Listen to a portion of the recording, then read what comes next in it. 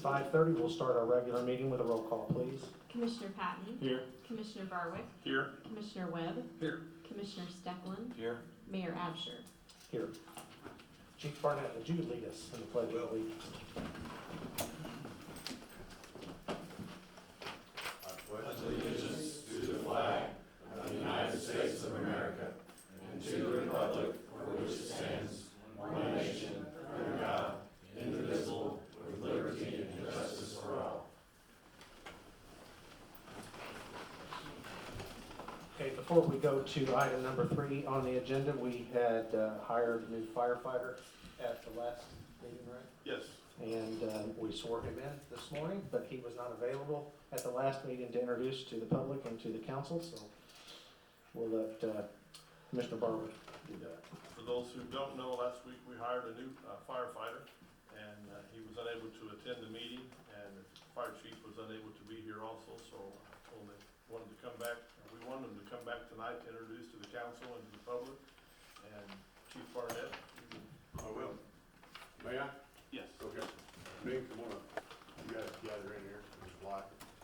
This is Ben Schultz and his wife Heather and his 2 kids. Like Commissioner Barwick said, he's gonna be our newest firefighter. And Ben comes to us with 6 years' experience and just a couple of things. He also has 2 associates, and he has a bachelor's in criminal justice. He also is a certified firefighter arson investigator. So that's a big deal for us, so we can put him straight to work. He will have arresting powers. He'll be a peace officer as well. Ben's going to fit in real well with us. He was very high on our list, and we're privileged to have him and his family be part of our fire department family. So, thank you.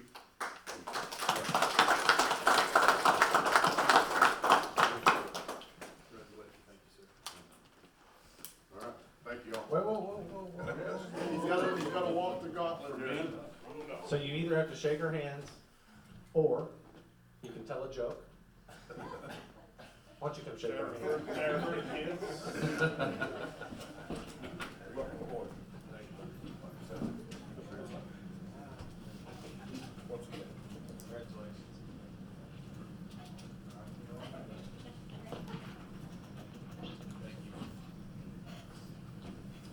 All right, thank you all very much. Thank you. Thank you, Chief.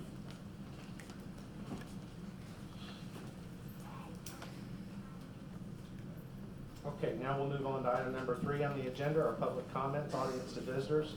This is the opportunity for anybody to address the council on business before us, or other comments, subject to ordinance 3128 and 3134, copies of which I believe are on the counter here by that plate. So is there anybody who'd like to address the council this evening? She raised her hand first.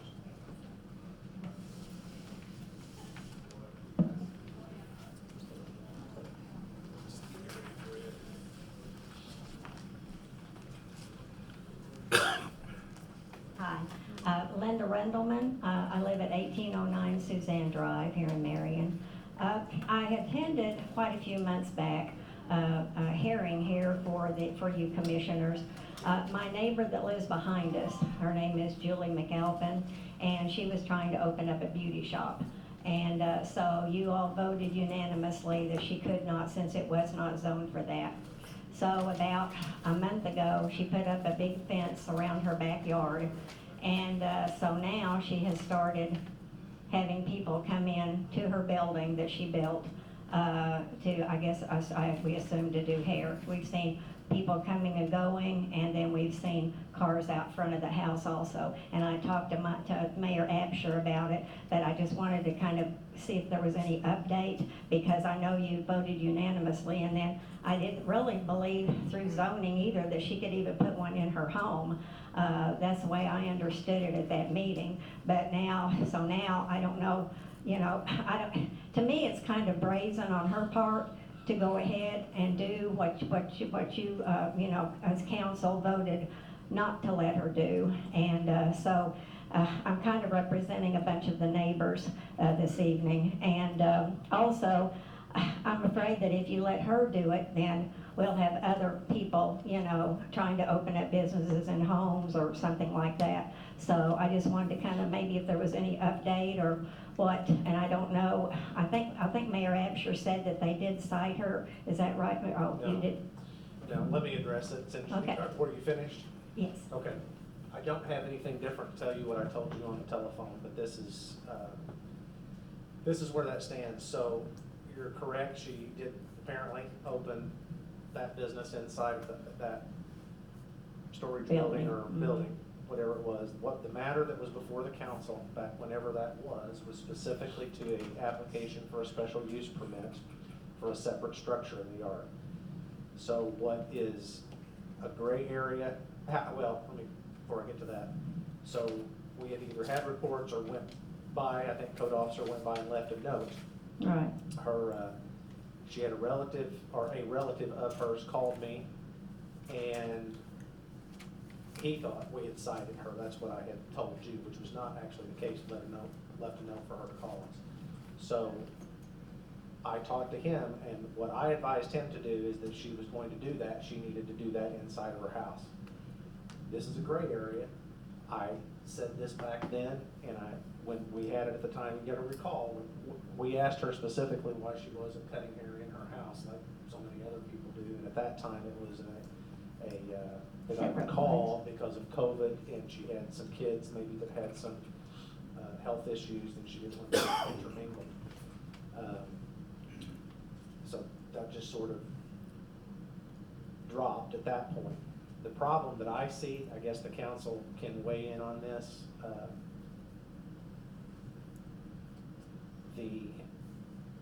you can read the code however you want to read that code as far as having a commercial business, I suppose. But specific to cutting hair, that's about as old as the town is, and there are dozens of examples of that through the town. And not just that, but we're talking about, we talked about this at the meeting, is that, we need to consider that the economy is also changing relative to home-based businesses. Namely, I think of bookkeepers that do business inside of their house and have a client, so forth. There's some gunsmiths in residences, things like that. So I'm not sure exactly how the council wants to deal with that issue. I don't know how we can force her not to cut hair inside of her home when I know in my heart, I can't prove it right this second and give you addresses, but I believe there's 30 Right. or more throughout the town that are doing the same thing. right. So I don't know how we would practically do that unless you're, I guess it's just because, like I had mentioned before, I was mayor at Alto Pass years ago, and we had zoning ordinances also. But, I guess that's what upsets all of us is if you're gonna have zoning ordinances, then to me, they should be enforced, and that's why I wanted to just see if there was I any. went into this building, so what he promised me is that he would get her out of that building, but it was gonna take him some time. And, that should be coming up on that time, by the way, from what he told me. I certainly see your point. I have a hard time personally shutting down somebody's mode of earning a living when she's trying to do that. Again, when there's examples all over town that we're not Right. regulating, never have regulated it to my knowledge. Right, and like we've said before, it's not personally against her, anybody who would be behind us, like even another person, another house or something trying to open up a business, you know what I'm saying? And it's just, Well, I don't know, I don't know either. I don't know what the Right. right answer is. Right. In my mind, when this came up the last time, the special use permit was applied for a different use than what Right. ultimately it turned into. And so Right. that created the brouhaha, so to Right. speak. And then it was this new use, which to me clearly is not allowed. That I can understand, how we would not want separate structures in a residential neighborhood. Right. That being said, what I believe, and I'm not fighting for or against it necessarily one way or the other, all I'm saying is practically we've got it going on all over town. I don't know how do you put that genie back in the bottle, so to speak. What I believe, from my reading of it, in terms of businesses in residential areas, this is what I'm thinking it was intended. Now again, keep in mind, this is 35 years old, this ordinance, okay? Right. to me, it's like, and I'll use a better example, more visual of this is on Warren Street, right? Yes. So yes. think of the corner of, for example, of any of those streets in Carmen. Right. That would make a great spot, in theory, for a convenience store or a grocery Right, store or something right. like that. And so when it talks about commercial developments, commercial businesses, I believe it's contemplating a parking lot, somebody buying a house and turning it into a retail store or a convenience store or something where you've got dozens of customers there or whatever. It just didn't, there were people cutting hair in houses when that ordinance was enacted. That I can find no evidence whatsoever that the city has ever gone out against somebody like that to shut them down. And it's a sticky wicket. You guys have to decide, I guess, on whether you want to, if we're going to enforce that, I think the code needs to be very, very explicit on that. And then you gotta accept that we have to staff up and physically run many, many people out of their homes doing business. I don't know really I don't know what the fair thing is to do in that circumstance, if they've been doing that for 30 years and then all of a sudden this comes up and you force it. But my point being, had she not gone through this process and was just cutting hair in her house, it'd probably just be like everybody else cutting hair in their house. I'm not sure that anybody would notice it. Right, right. That's just my read on it. But to answer your direct question, nothing has changed because the timeline that he told me, and I trust this man, that he's Okay. gonna do what he said he would do.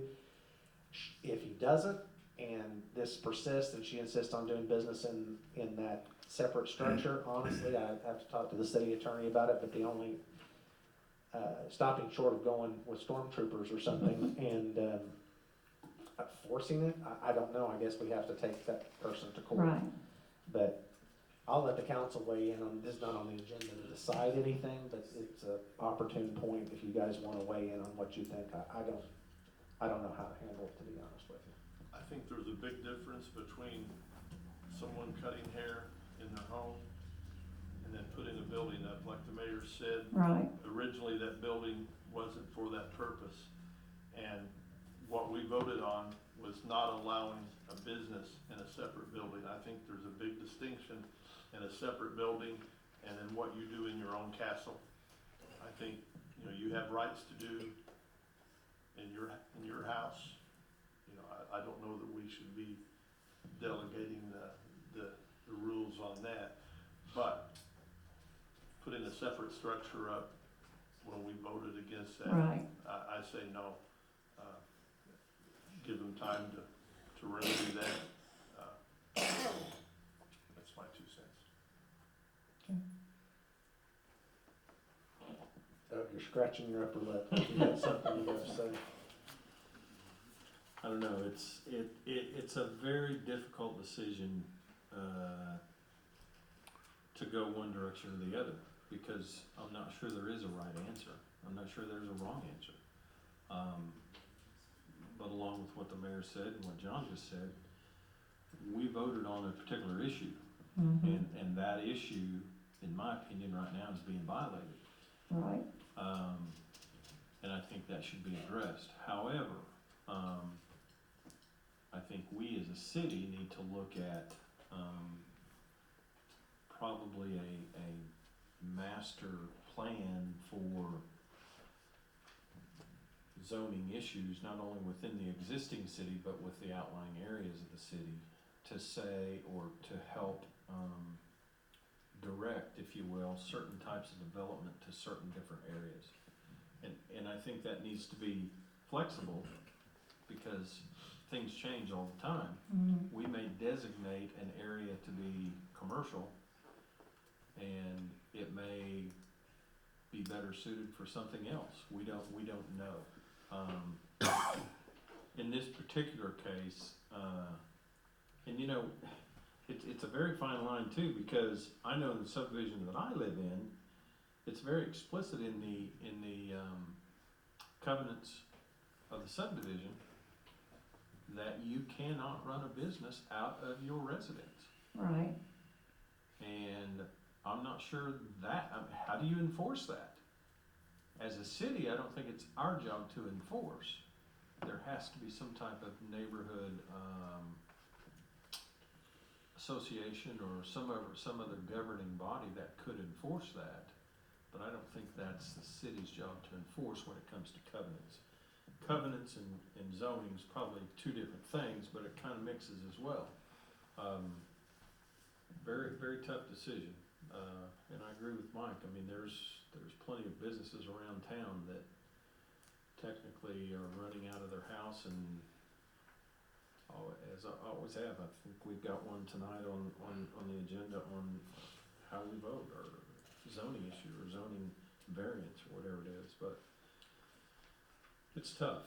It's tough. I'm not sure what the right answer is. I think I would have to put a lot more thought into it myself. Is that comments? Wanna weigh in on that, They've pretty Brian? much exhausted that, I think. Yeah. But my only point in this thing, I think, is that the intent, I think, of that whole zoning thing back in the day was to prevent, like he said, a convenience stores like that. These are appointment type things. I'm thinking dog groomers, haircut. Those are people making an appointment one-off Right. versus just open door, come and go as you please.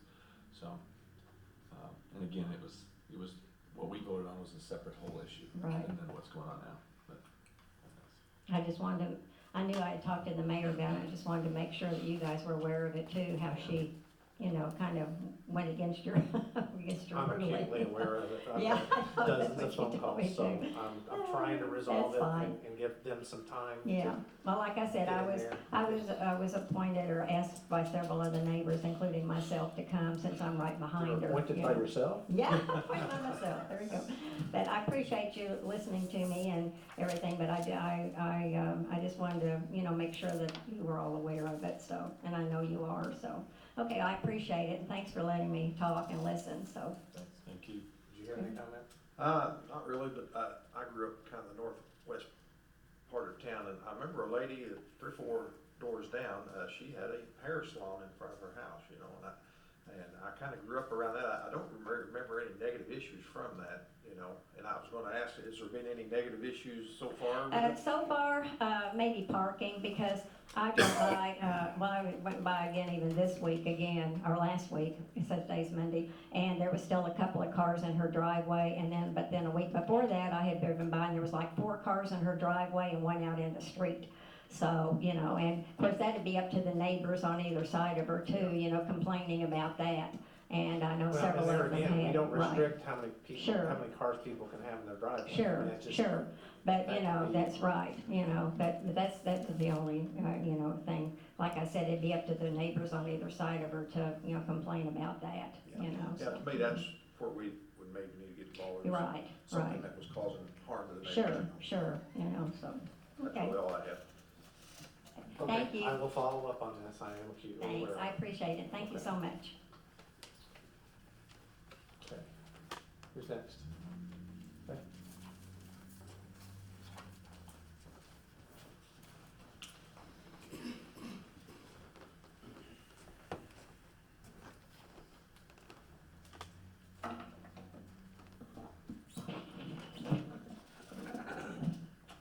The only thing I want to mention about what was just said is my grandmother on my mother's side had a beauty salon inside her house back in the 20s and 30s up until she died in the 60s.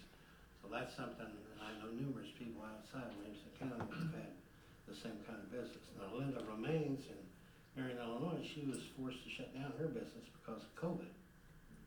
That was, a lot of people, a lot of women have beauty stores, cut hair. Mine, like I said, we got some other kind of violation going there. But I just want to mention that can go on forever, people working out of their house cutting hair. Anyway, my name's Jimmy Johnson. I am a Christian, patriotic, constitutional American. I always like to bring that up. I thought about writing down what I had to say, and then I thought, well, maybe I just let the Lord lead me. I got something that's been in my spirit for a long, long time, and I'm not implying that it involves anybody in particular or anything, or that it's going to even happen, but, the Comanche Indians and the Chinese are the only peoples that used to skin their enemies alive openly. I don't even know why I'm saying that. But anyway, the other thing is, I want to mention, I'm concerned about this election fraud, because, Christians are going to be running for election, and I hope people involved in the Masonic Lodge and the Eastern Star and the Elks and all that don't cast votes away just because Christians are getting votes. I'm not saying that they will, but I'm just going to bring it up for some reason. And the same way, any kind of contested election, if a Christian were elected, I'd hate for them to go back and say, we were gonna recount the votes and all that, and then be discriminated against there too, because, you know, as well as I do, the Masonic Lodge controls Williamson County government. The other thing I wanna mention is this, Terrence, will you put that on? You got it. They can see it. Okay, I just wanna remember all this, don't you? Back in 2019, I passed it around, and after that, because I wanted the Williamson County or the Marion City Council to make copies of it and submit it to every household in Marion, so it would get out there, and then treason in the United States would be exposed, and we could have our jubilee, and we wouldn't be under any kind of socioeconomic oppression like we are right now, and all this kind of stuff. Well, anyway, I mentioned the AIDS virus, and I mentioned the Ebola being intentionally created for population control by the international banking elite through secret organizations and all. And then all of a sudden I come and I want this released so this can all be exposed. I went into detail with it. It was almost 170 pages about the conspiracy against the world by the Luciferian Ashkenazi international banking elite, the Rothschilds and the Rockefellers, and about 200 other Ashkenazi families that worship Lucifer. And I'm not saying all Ashkenazis worship Lucifer, because they don't. But I'm just saying these particular people do. They even have a table where he comes to eat when he wants to come. But that's, you know, and so one thing's turning around though. You see where this Roe versus Wade thing has been reversed. And I just wanted to mention, you know, I've heard before that Satan prefers young sacrifices, and he likes abortion clinics and all that for a sacrifice to him. And there are more Ashkenazi, Luciferian, Freemasonic Jews in New York that perform abortions than anywhere else on the planet. I think that's quite interesting. But the thing about it is, I am concerned. I just don't hope there's no voter fraud of any kind tomorrow at the election. And the other thing is, I'm really upset that you all seriously didn't expose this to all the people in Marion, the different households, because it would have, you know, expanded throughout the United States. And this coronavirus, a few months later, that was released in Wuhan, China. It was released through Chinese Freemasonry. And I'm just saying, right now, I just come to find out the Germans are allowed to rebuild their military. And I'm being prophetic. I'm going to tell you it's going to be right here in America. The Koreans, now listen to what I'm saying. The Chinese, the Russians, and the Germans are going to invade the United States of America because this international conspiracy was not revealed by all five of you. Who next? Want to speak?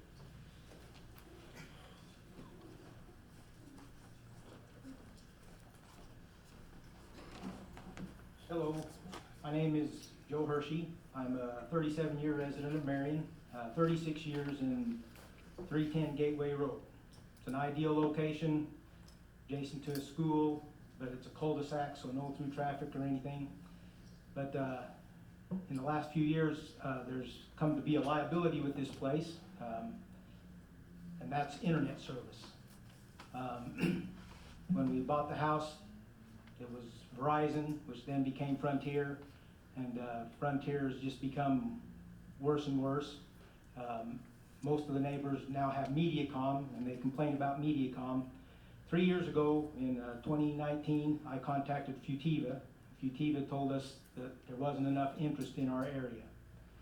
2020, I contacted them again after walking around Morningside. I started walking when the pandemic started, and I saw them running fiber, Futiva fiber, into homes that weren't even built yet. So I contacted them again, and they said, we don't do that. We don't put fiber into any place that's not a paying customer. Well, that was an untruth, in my opinion. But they told me again in 2020 that there wasn't enough interest, nor was it in their plans to come into our area. Last year, I contacted them again, same response, not enough interest, not in their plans. We're completely surrounded now by Futiva. It's all the way up Route 37 on the west side of the railroad tracks. It's all over Morningside, completely wrapped around us. But between basically the railroad tracks and Fair Street, going up from Route 37 to Morningside or past Morningside to Gateway Road, we have no Futiva.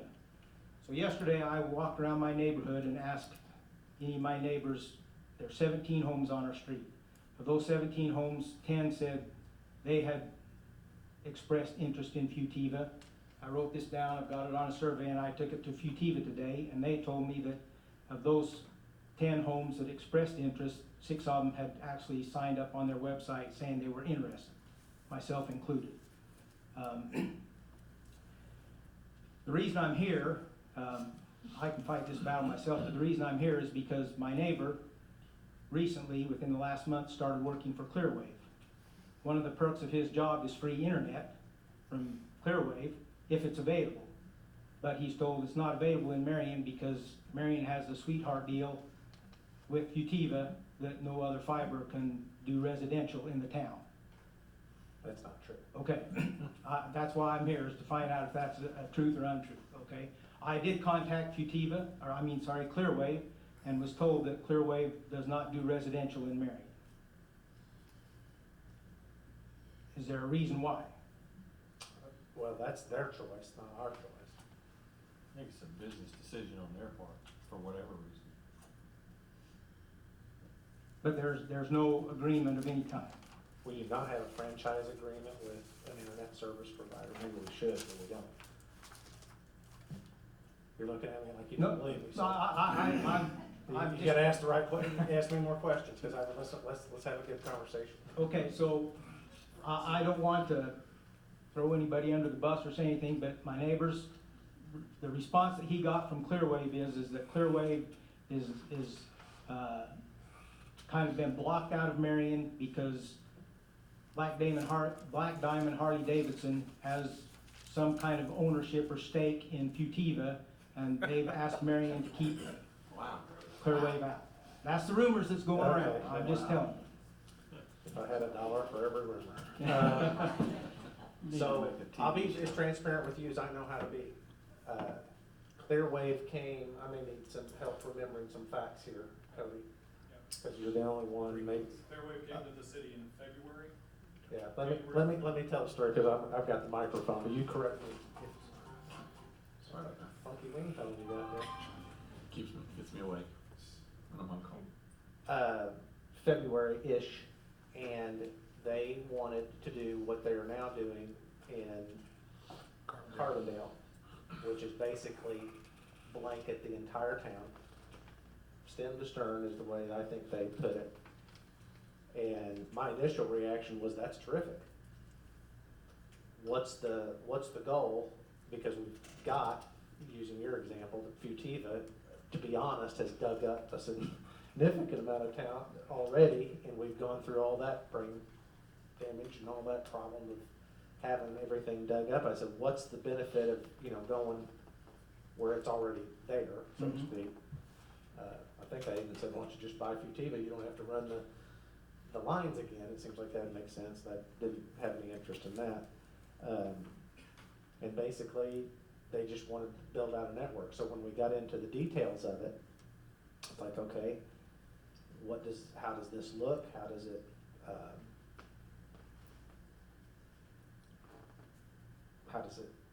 work when you're talking about this wide scale? Because I think they told us they wanted to do the whole town in 12 weeks, No, it was like 5 months. 2 or 3 miles a day. It was gonna take about 8 to 10 months to Okay. build out the entire town. Anyway, if you do the math on that, that's an absolutely unprecedented breakneck pace. And you're talking about a crew doing a mile or two a day.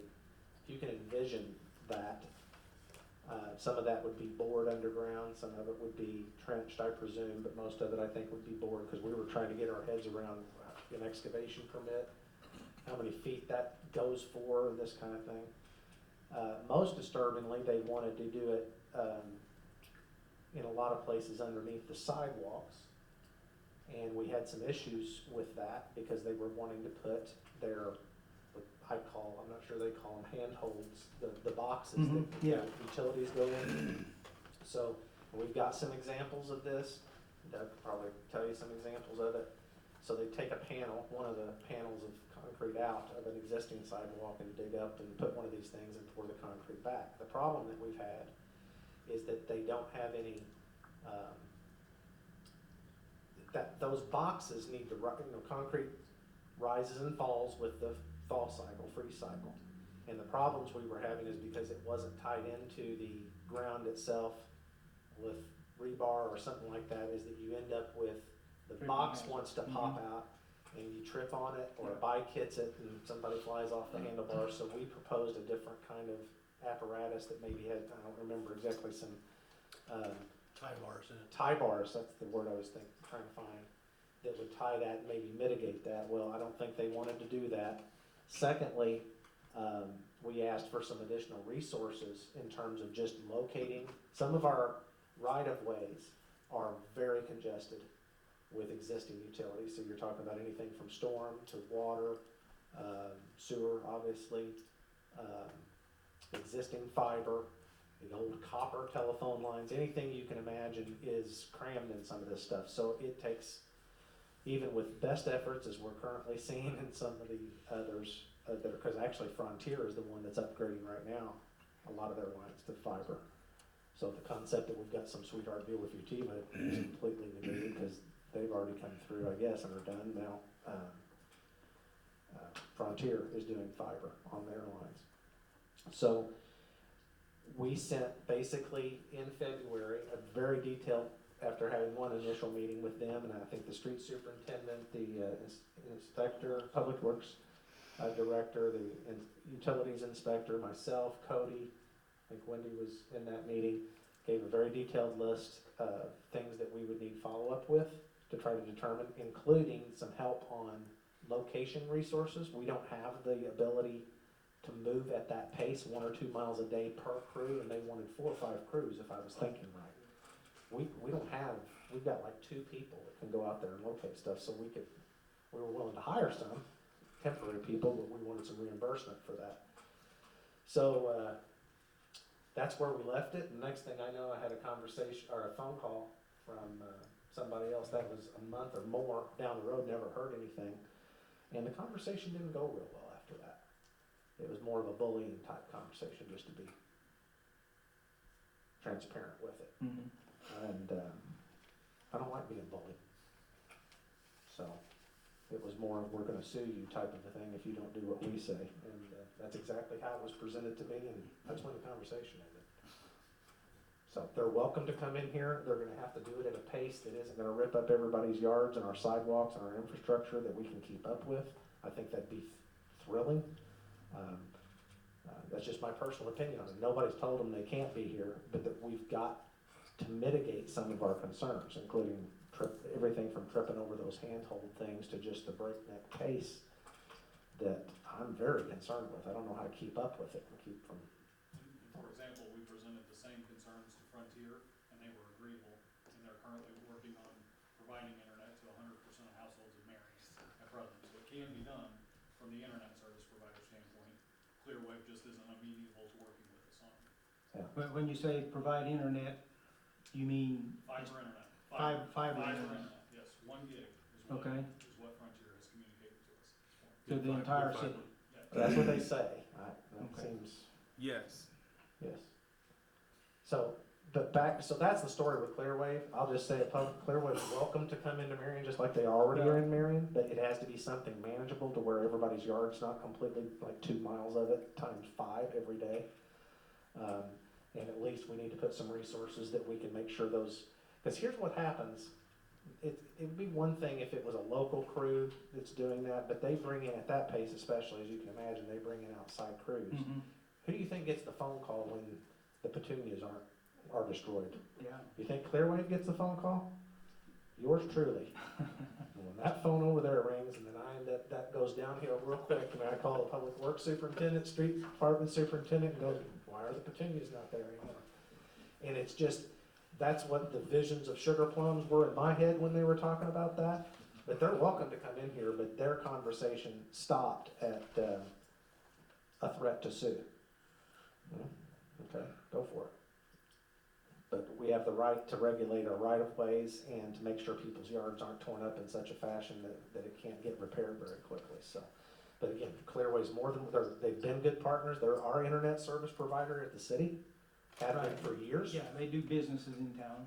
Absolutely, I And think, frankly, our I don't businesses care if are, it's Futiva or Well, and Verizon or Frontier, I just So, want some to good that internet. point, can we follow up with Futiva and or Frontier to see when that gig service might be available to you and get I back would with you? very much appreciate it. Okay. And on that note, in my conversations with Futiva today, I was told that their focus right now is on rural areas because of a FDA grant that they got as part of the, that infrastructure bill that got passed. There's all kinds of money coming in here to put rural internet. And so Yeah, they're that I outside can't of the speak city. to. Well, I know you shouldn't because it's not in the city. Yeah, I don't know But- if that's what's going At the If, end of the day, you if want there's fast something that the internet, but- city can do, you know, to get a similar type of grant, I don't know if it's been sought after, or if it's even available, to get a grant that would help Verizon or Frontier or Clearwave or anybody to speed up that process of getting internet, fiber internet all throughout the city.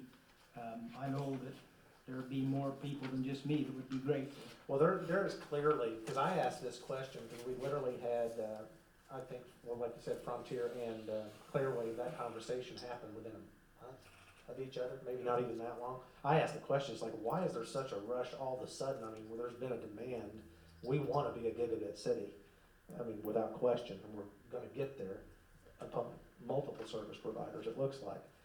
And I don't think it's a grant funding issue. It doesn't seem, They both got funding, which is why they're expanding at the pace Well, they are in residential. I mean, the Futiva people told me today that the reason that they put all that stuff into Morningside before homes were even built is because they got a guarantee that if they came in there, then MediaCom couldn't. And I don't know where she came up with that from either, but I know these it's only people. $2 now, because that's another bad number. These city people are sure- competing with each other. The only thing I can think of on that is maybe they don't want to go privately, they make that decision, if there's not a business case, if somebody else is already serving the neighborhood, but Right. that was actually my question, what's the motive for going, you've already got fiber running underground that was just dug up, what's the motive for coming back in there again, and it's because they want market share. But these are private companies, they have to make those decisions on their part, whether, I'm sure this is incredibly expensive, the investment that they're making to put in there.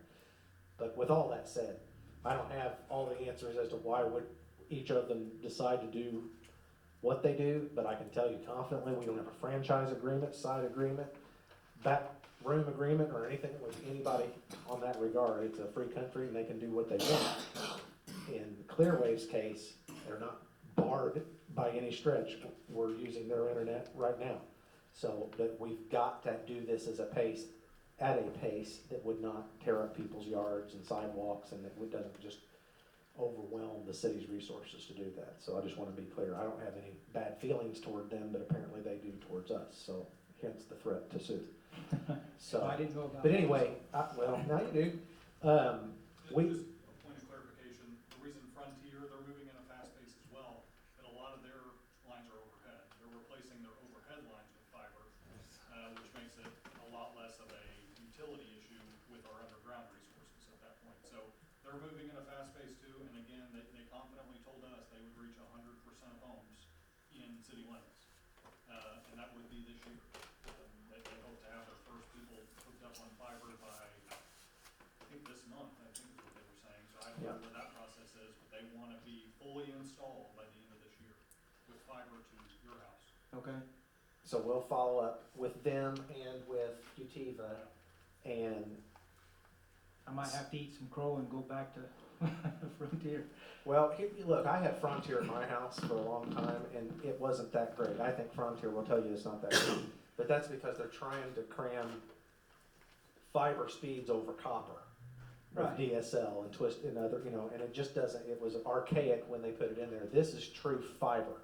that they're running. It's not trying to, it's not, And that's what we need. yeah, absolutely. So if I can offer you some advice, I would try to put that experience, I thought the same thing. I'd put that experience out of your head because this is new fiber that's running. It's just a different animal altogether. We asked that question, and they said that won't be a concern. Yeah. It's dedicated. Yeah. Dedicated internet as opposed to competing with fax machines and phone lines and Because they used to just shoot it down the street, so it's like the guy at the very end or whoever else was sucking Right. off of it kind of got drained out. So this will be dedicated, going straight to you. So the Mhm. speeds that they offer is what they're supposed Yeah, I mean, to they're give you. talking. Well, there's a big box on a high wire at the intersection of Morningside and State Street. And everybody up there who has Frontier, when they have a problem, they should just tell them, go right to that place. When the wind blows, that big box catches that wind and it gets to shimmying and shaking pretty good and the wires come loose. And one of the neighbors I talked to said she was without internet for a month ago, and they went to that box and some squirrels had built a nest in it and chewed all the wires apart. And that's happened before. If it rains hard, if we get a good heavy rain, moisture will get in there and we'll be without internet for a couple days. I say we were without internet because I don't have them anymore. I don't use them, but Okay. Well, let us do a little bit of research and see if we can get back to you on some timelines on this and specifically inquire also with Futiva and see if there's you said 6 customers that have signed up there out are, of on my 17 street, homes. of 17 houses on my street, there are 6 houses who have been on Futiva's website and put their name down as interested. But 10 of them said they wanted it. But there's Did you- an additional 4, and I got Futiva's flyer today, and I'm gonna go to those 4 and say, you need to go on the website as well. Okay, Just a little bit farther north on State Street is Wild Rose and all those duplexes and triplexes and stuff. And there's the Chesapeake Apartments that are right across the street. I was in Futiva's office today looking at their map and all the red dots of people who've signed up, and I can't see how it wouldn't be a good business decision for them with the density of all those homes on Wild Rose and stuff like that to come right up State Street, and they'd have hundreds of customers overnight. Yeah. At very small expense, it seems to me, because they wouldn't have to run fiber too far to get, 3 homes with one branch here and 3 homes with 1 branch here. So it seems like it would be a good thing to me, but, well, it does to me too, but I want you to understand, we can't force them to do I that. know, It is their I know. business decision, but I think between these 3 companies, in short order, I think we'll have the town covered, but I'll try to find out what the timeline is for at least 2 of these with your house or your street, and Okay. let you know if that's okay. sure. Can you come up here off microphone, and tell me your phone number? Well, You'll get it? he's Okay. got it, because You don't wanna put that out over Dr. there? Dusper, he's a good. I don't. Okay. Well, you believe me now? Cause you're really looking at me No, like I had 3 hits. I was curious to hear what you had to say. You know, I know you get rumors all the time, and Boy, if you only as knew. soon as I heard Good. that from my neighbor about Clearway, what he's being told at his work, I know that's rumors too, because Well- I heard rumors all the time at my work as well, so. I think you're gonna get fiber internet. We'll just have to follow up and see which one gets to you first. The race is on, but again, I wanna be, I told Abundantly Futiva clear today, the since we're on first camera. person to my home is gonna get my money. but back to Clearwave, they're welcome here. They have always been welcome here. It's just a matter of, we've gotta figure out a pace of their project that works for the city, because we were never gonna be able to keep up with what they were proposing. I hope they've got somebody who reads your minutes of your meetings, so. Well, Cause I'm not let's gonna see it go on the talk to YouTube, them. maybe. All Okay. right, thank you. Thank you. Appreciate Thanks, it. sir. Are you leaving? Yes, thank you very much. Okay. Anybody else? Okay, we'll move on to our consent agenda, item number 4, of which we have items A and B with some sub-items, A, 1, 2, 3, 4. Anybody from the council want any of these items or sub-items removed from the consent agenda before voting upon them? Anybody from the audience like any of these items voted upon separately? Okay, hearing no objection, I would entertain a motion to pass the consent agenda as presented.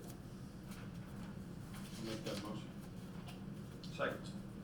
Any discussion on any item A, B, or sub-item?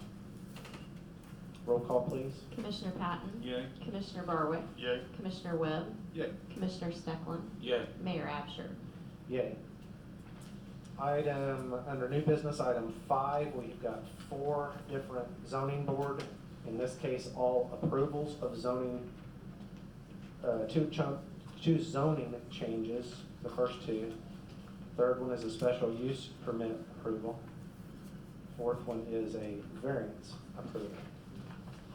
So, I'll read item number 5A, which is my motion to affirm the zoning board's approval of the zoning change, ordinance 3815 at 102 North 5th Street, pin 0614450023, 104 North 5th Street, pin 0614450036, and North 5th Street, no number, pin 0614450037, from R2 General Family Residential to C1 General Commercial to extend business parking lot. Petitioner Smothers. I would second that. Okay, discussion on this one? Mayor, I'd like to say that I went to this zoning board meeting. My suggestion to anybody that wants to do something like this again is to provide as much information as possible as far as plans, ideas, locations, anything, because I think sometimes things are assumed, and I'm not sure that we should approve based on assumptions. I think we need to have concrete facts and a direct plan. So my suggestion to anybody that wants to do this in the future is to gather and have as much information as you can for the zoning board so they can make a good decision.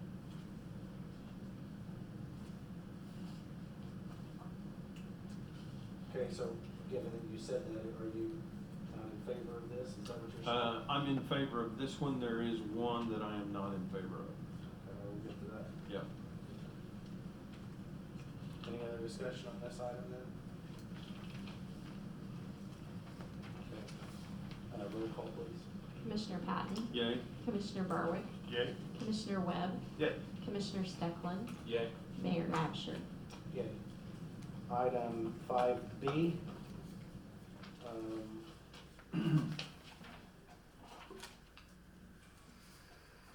Okay, this is down on Madison, Holland, and College Streets, I think, is the 3 streets. Monroe, I think. Pardon me? Monroe, I think. What did I say? Madison. Oh, yeah, not Madison, Monroe, you're right. I guess I'll just read it too. Be my motion to vote to affirm the zoning board's approval of the zoning change ordinance 3816. Following parcel numbers, all starting with 062422, or that's not true, never mind. All parcel numbers 0624228003, 0624228002, 0624234018, 0624234016, 0624234014, and 0624228001 from C1 General Commercial to R2 General Family Residential. His desire to build 1,200 to 1,300 square foot homes, all of which is in your packet. Petitioner is Franks. I'll second. Is this the one you rejected? Yeah, this is the one that I just don't think myself have enough information, and here's why. If you look at the GIS maps from the county, and you look at the density of those 12 homes that are proposed there, there are 7 lots, and I took some notes from the meeting. 7 lots for 12 houses. To me, that's, the density's way too much. In other words, what I'm saying is, if you take one of those lots and install or look at the setback lines and look at the available square footage for a 1,200 square foot house, and let's just assume 1,200 square foot is a 30 by 40. That doesn't leave a whole lot of yard left. So I think we need to be aware of that, and when I asked those questions at the zoning board meeting, they really didn't have a good plan on how the density, they were gonna address the density issues. So, with that being said, and I wanna be clear, this is what Marion needs. I'm not opposed or against this at all, but I think we need a little more information. For me, I need a little more information to make a good sound judgment call on it. That's all I'm saying. That floor plan, 1,200 square foot, the measurements were 39 by 47. Yeah. And if you look at some of those lot sizes, that's literally building on the line. When they would apply for the permit, would that not catch any of these issues you're worried about, Doug, or? Well, I think it'll meet the setbacks and stuff. Yes. That's the issue. I think You just think it's too crowded. Yes, I just think it's too crowded. That, again, that's my own personal opinion. Yeah. You know, there were some assumptions that were made in that they could get some more ground, and that's fine. But I just think going into it, for me to make a good decision based on the facts, I don't feel like I have enough facts. One thing, the developer asked me about, and then it dropped it, so I don't know if he's still interested or not. The city's got a couple of, lots to the south. Southwest. Yeah, well, is it southwest? Yeah. Just south. Well, yeah, south, yeah, Anyway, as you approach the creek, the Right. big ditch, right. and I can't imagine, here it is. That triangle piece right there. There's two triangles down there, I believe. Well, the one, I know we own the one bordering the big ditch, and it's useless. Yeah. You can't do anything with that, because that big ditch, there may even be in the floodplain, I'm not sure. Yeah. And I can't remember what we may own those, are you talking about these two or these two? I think we may own all three of those. I don't know about all three, but I know there were two. Maybe it's just these two. But anyway, he'd asked me about the city donating it, which I said, well, how about you buy them for a dog park or something like that. So I think with that, and then it just dropped, so I guess I need to follow up, see if that's really what he wants to do or not. But I get what you're saying, but I think the people that are gonna spend in the sweet spot of these homes aren't necessarily wanting a big yard and wanting. Well, Based on what I'm seeing in other towns and stuff, I just don't, I think we've gotta be open to the fact that it's not gonna look like our yard. yeah, Maybe. and a lot of people, not a lot of people. I guess the point has been brought up to me, maybe everybody doesn't want a big yard. And maybe today's people don't want a big yard to take care of. Well, I think you gotta provide a continuum, I mean, that doesn't mean everything's working that way, Right. or moving that way. Right. I can tell you, when we went to Alaska, we stayed in an Airbnb in the Arts District in Anchorage. It looked exactly like this. The yards, I mean, we literally, the sidewalk to the front door was no farther from here to the IT room right there. And every house was that way. And honestly, what they did is they put a fence right up on the sidewalk. You went in a little door for the fence, and then you had your main, there was 8 foot of grass. Well, most of the lots in our city, not in the new subdivisions, but in the older part of town, are all small lots like this. Yeah, And as long as, whatever they're building here, as long as they meet their setbacks that we have, enforced now, I don't see a problem with it. Granted, it's not gonna be a yard like you have in Morningside or Cocopelli, but it's gonna meet the requirements, and unless we wanna change what our current setbacks are, I don't see how we could restrict him from building, as long as he meets the requirements. No, I completely agree. But of the 7 lots that he wanted,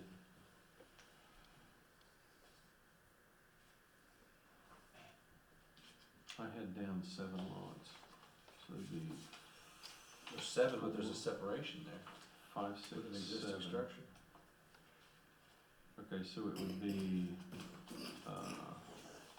like 1, 2, 3, and 4 in that northern block.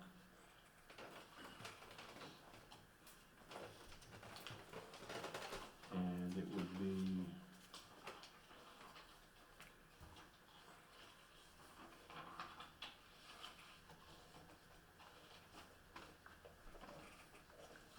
zero, 1, 4, and 0, 1, 8.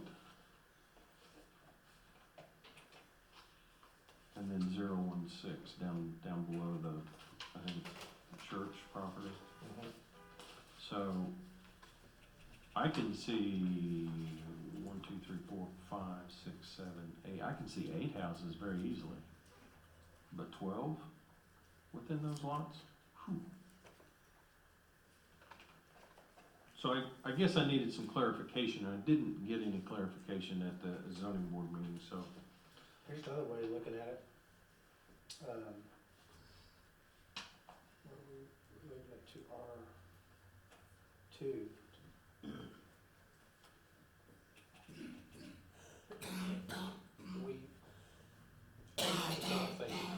Somebody could combine those two lots and build a duplex, and we wouldn't say a thing about it.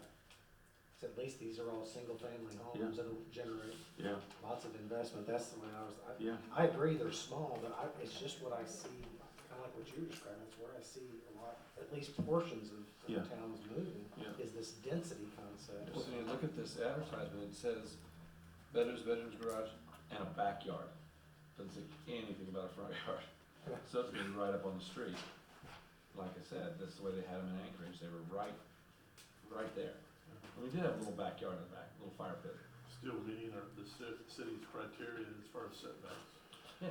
and then one other thing I wanted to ask him, it appears that he wanted to subdivide some of those lots. And I asked if he, had been or talked to the county, and he said he wasn't aware that he had. Anthony wasn't there, it was, I think, his brother. Yeah, if they can do that So with the if county. he subdivides those existing lots, that creates or presents another problem or another hurdle that'll have to jump over or through. And again, that, to me, I think all of that needs to be done, or at least plans to be done at the zoning board meeting. How would you subdivide it if we wouldn't allow it to be built in the first place? Well, I would go and have a conversation with the county and say, this is what I wanna do, can I do this? Can the county deny somebody from subdividing a piece of property then? Well, I think there's, Plat Act rules that have to be followed. It's probably minimum lot size. Yeah, minimum lot size, yeah, Doesn't that have to be approved through assessor's yeah, office? assessor's Yeah, office and split. zoning office. Yes. So if I wanted to take lot 3 and 4 in that northern block and divide that into 3 separate lots, I would have to get approval from the county to do that. I think we'd have to approve it by ordinance as well. Yes. Yeah. It's considered a subdivision, but it not done. Yeah, I mean, basically, you're creating a new subdivision. And it would fall under our subdivision guidelines and law. So for that reason, and again, I'm not opposed to this, I think it's a fantastic idea, do I think it'll go? Absolutely. But I just needed more information before I can vote, before I can be in favor of it. And I don't mean to sway anybody. We do. Okay, well, you guys have comments? More comments? Well, let's take a roll call, see how it goes then. Roll call. Commissioner Patton? No. Commissioner Barwick? Yay. Commissioner Webb? Yay. Commissioner Steckland? Yay. Mayor Absher? Yay. 5C, somebody else read that, I'm trying to read it.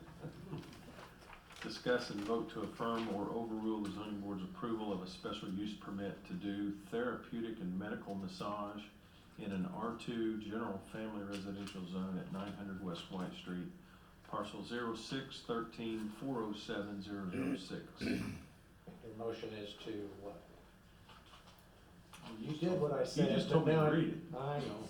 You gotta My motion would be to approve it, and here's why. In my opinion, according to the owner that showed up at the zoning board meeting, that has been in business and there for at least 10 years. Kind of what we were talking about Yeah, before. exactly what we were This talking one's a little about. bit different because we regulate that specific Yes. kind of business. Yes. There's an example where I think we still should approve special uses permits, but not to revisit the other issue, but, Yeah. because I don't know what to do about all the people that are doing business in their home, it just doesn't. So my motion would be to affirm Okay. the zoning board's approval. Second. Discussion?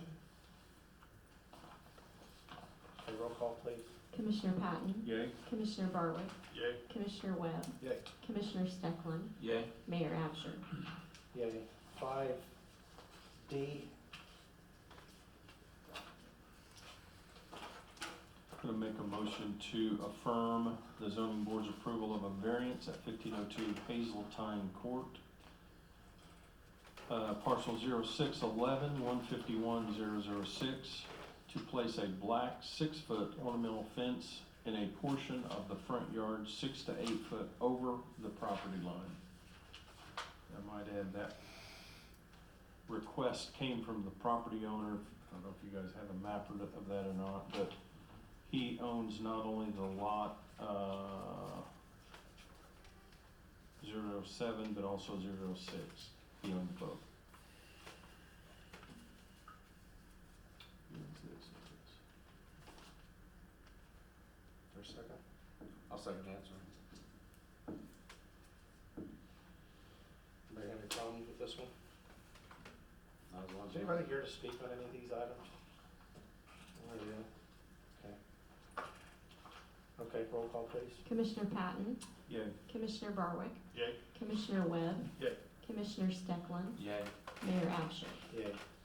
Item 6A, my motion to approve sale of property to Bryce Parks, part of PIN numbers 1136-100-011, 1136-100-007, 1136-300-009, 1136-300-002, and 1136-300-013 for $2,250 per acre. I would second that.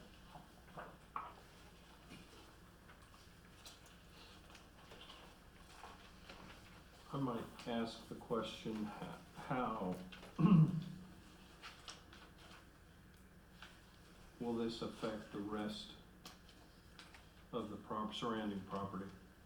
Does this in any way make the other property less desirable? I don't think so. That's how I would. That's just my opinion. I mean, that's somebody else has a different opinion.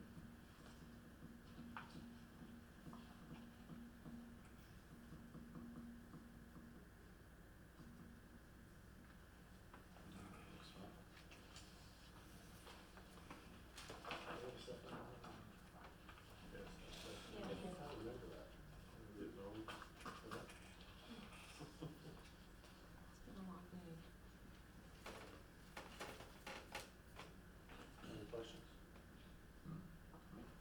Okay, roll call, please. Commissioner Patton, No? Commissioner Barwick, Yay. Commissioner Webb, Yay. Commissioner Steckland, Yay. Mayor Absher. Yay. Item 6B.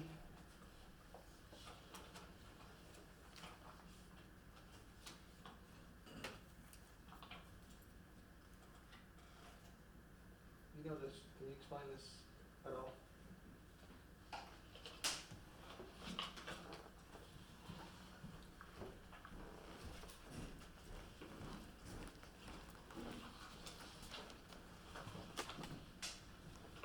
So, excuse me, this is for the intersection at 17th Street and Williams County Parkway that we're realigning.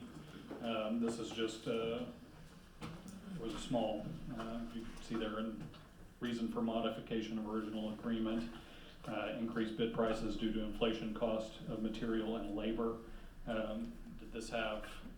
There was some traffic parts that went in the boxes that were quite a bit higher, but that's what the amendment's But IDOT's covering the cost of those, or is the All city? the 10%, we'll cover 10% Okay, of it, yeah. of the increase, Which I believe totaled $3,000 some dollars, something like that, yeah. 3,092, I think, or. Yeah, that, I believe that's right. When's this project gonna commence? They're already working on it, they got the transformer stuff moved, so it's, Guess I should rephrase it, whenever it'll be finished. Is what I'm really meant. You know? there were some problems with getting the parts was one of the big things for the cabinet there, was how this all come about. So it's all depending on when they get them parts and they move forward with. I don't think they'll proceed until they have the parts in hand. Correct.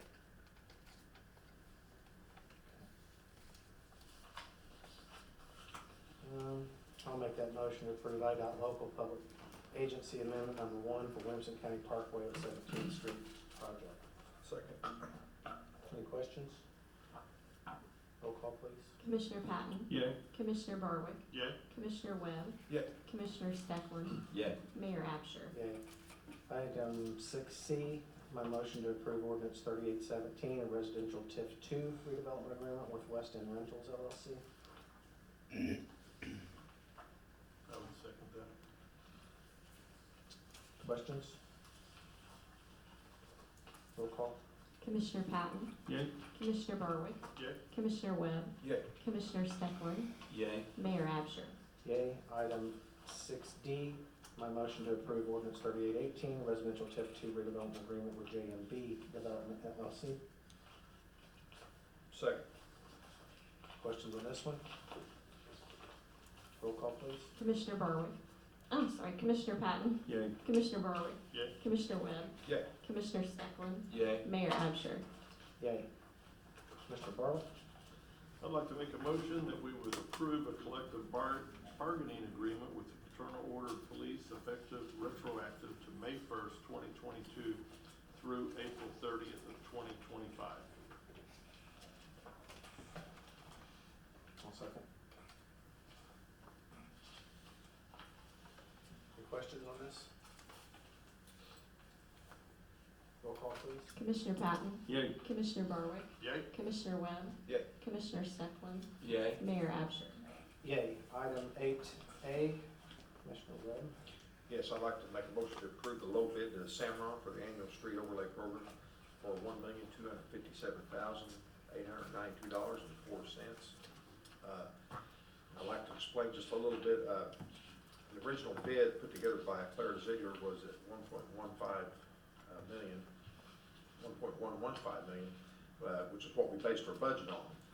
However, the bid, as everything nowadays is going up higher than what we anticipated, the low bid came in at $1,543,467. Doug went out and drove the streets and tried to prioritize and pick the worst ones to try to get done this year.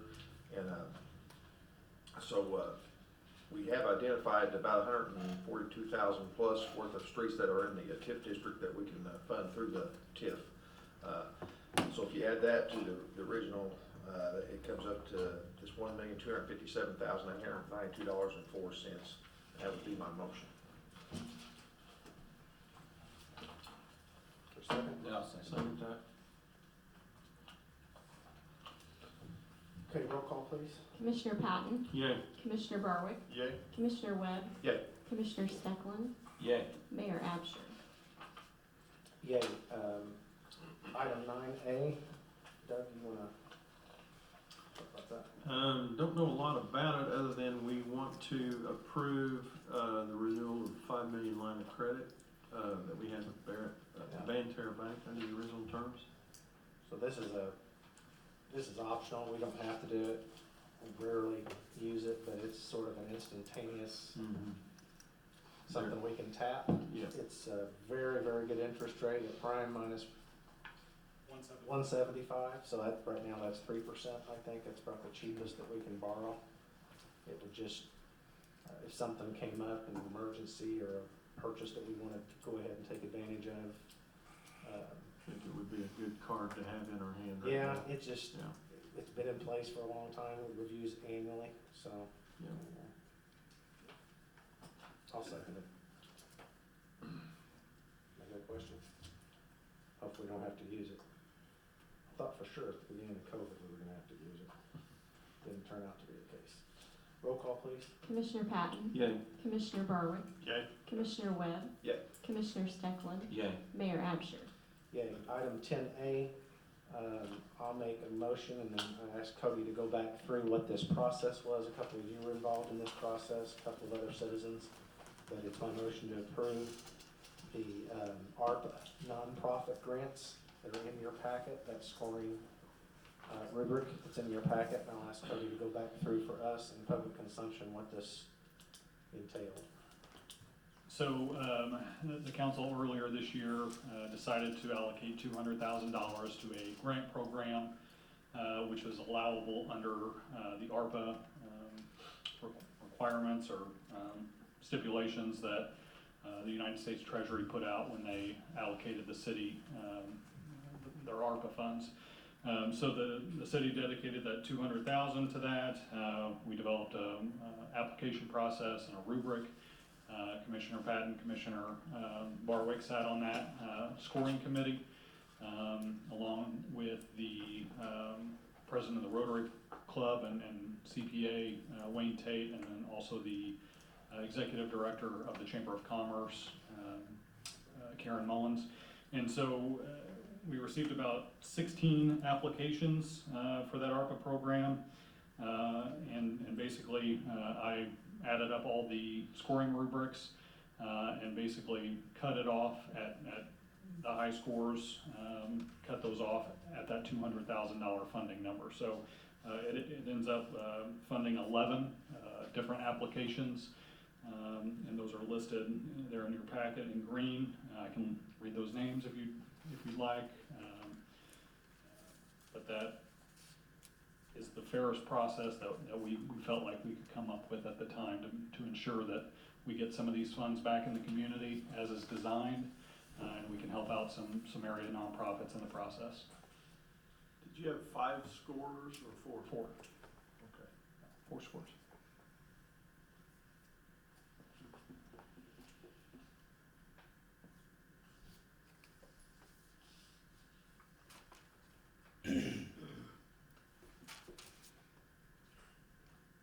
I'll second your motion, Mayor. Did you put that for a motion, Lauren?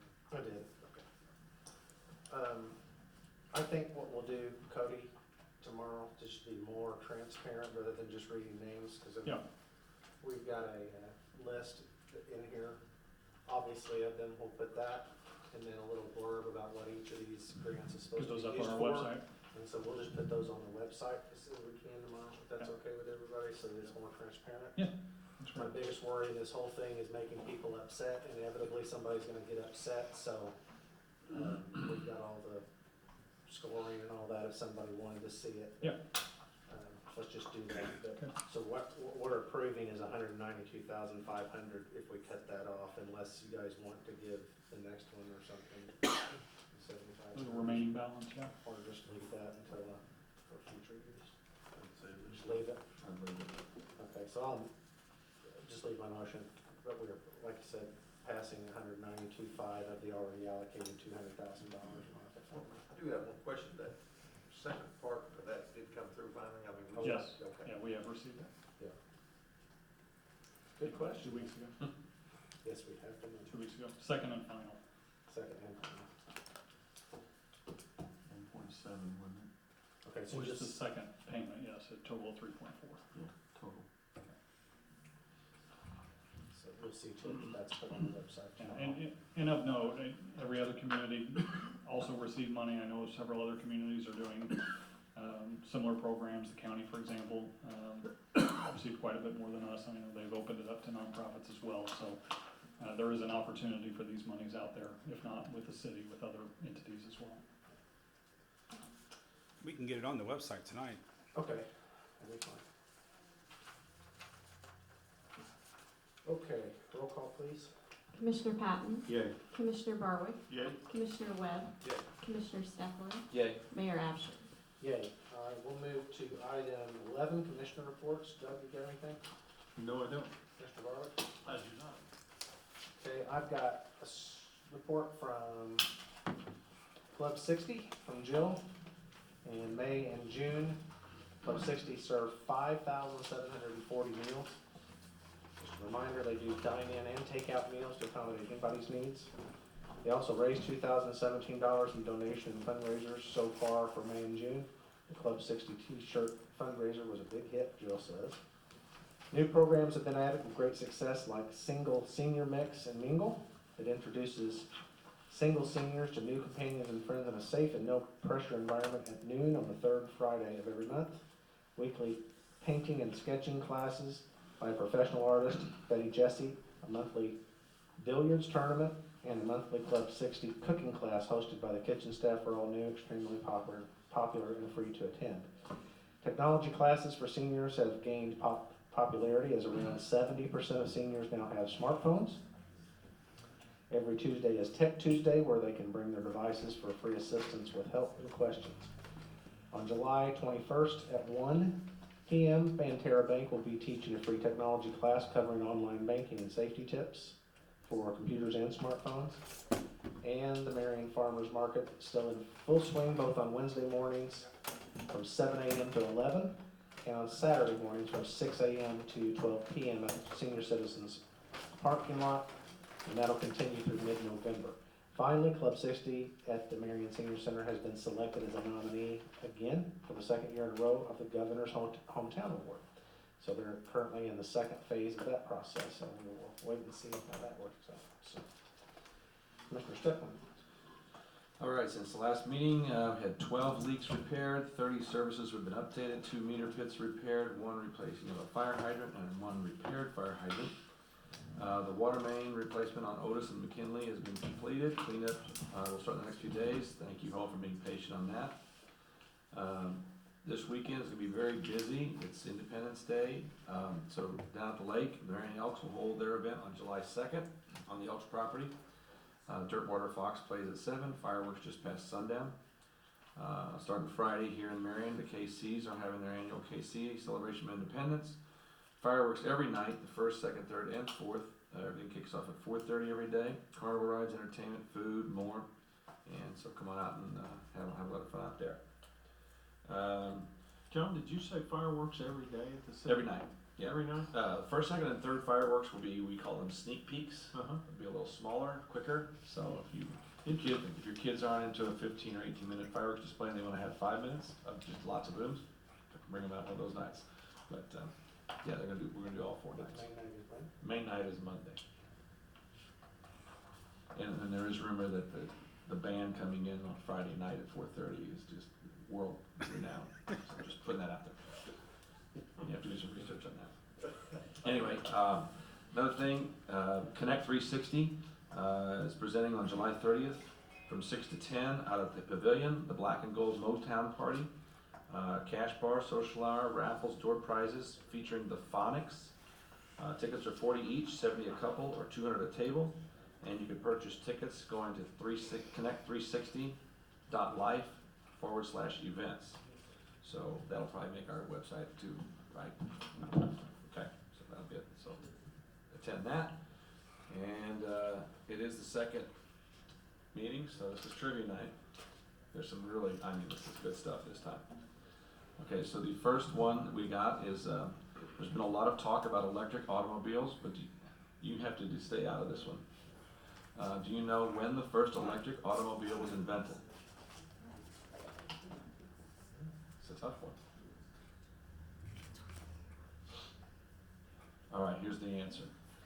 In the United States, the first successful electric car made its debut in 1890. Thanks to William Morrison, who lives in Des Moines, Iowa, it featured a front-wheel drive, 4-horse, and reported top speed of 20 miles an hour. It had 24 battery cells that needed recharging every 50 miles. So, fast forward when President William McKinley was assassinated while touring in Buffalo, New York. On September 6, 1901, he was rushed to the hospital via an electric-powered ambulance. So, 132 years later, we're still searching. Trivia 2, this is water related. So, when was the first water meter installed in the United States?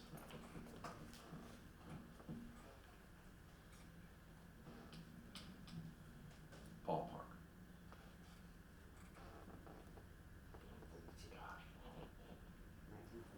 1870. That's first introduced in the United States in 1850 by Samuel Hughes in the New York and Boston area. Before public water systems were developed, water was sold by vendors by the bucket, by the barrel, or other common measurement device. The first waterworks systems charged customers a flat rate based on factors such as the number of fireplaces, the number of rooms, the number of occupants, taxable value of the building, occupancy type, or lot frontage. Later on, charges were assessed based on the number of fixtures in use, including sinks, bathtubs, urinals, water closets, etc.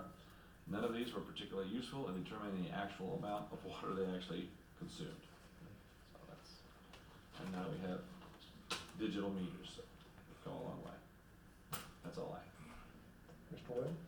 Yeah, street department, we've been cleaning the creek on Laura Lane, from Henderson back towards the high school, trying to open that up for water flow. Sidewalk, going along Boynton Street's really looking good. We're almost to the railroad track, so kudos to the crews that's been working on that, and it really looks good.